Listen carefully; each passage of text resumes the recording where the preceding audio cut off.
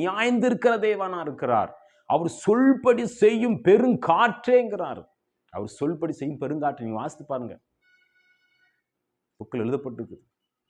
அப்போ ஒரு இன்னைக்கு தேவன் படைத்த இயற்கை கர்த்தருடைய வார்த்தைக்கு கீழ்ப்படியுது. காற்றையும் கடலையும் அதற்றினார், கீழ்ப்படியுது. காற்றையும் கடலையும் கரையும் கட்டளிடா நிற்குது, கரை மீற வராம இருக்குது. அவர் கட்டிடும் போதும் சில கிராமங்கள் வந்து அழிக்குது. ஏன்? அது கீழ்ப்படியுது. நம்ம ஆண்டுக்கு மனுஷன் கர்த்தருக்கு மனுஷன் கீழ்ப்படுகிறமா கிடையாது. அவர் சித்தத்தை அறிகிற அறிவு வடையும் அவர் சித்தமுள்ள வளர்க்கிறார். அவர் அறிவு என்ன, அதை நம்ம தெரிஞ்சுக்கொள்ளணும். முதல்ல நம்ம யாரும் தெரிந்து கொண்டாதான் அவருடைய சித்தத்தை தெரிந்து கொள்ள முடியும். முதல் நாம் யார்? நான் ஒரு மனுஷன். இன்று முளைக்கிற புல்லுக்கு நான் ஒப்பா இருக்கிறேன். இன்னைக்கு நான் மறிச்சிட்டோம்னா 4 நாளுக்கு அப்புறம் என் வயிறு வெடித்துரும். என்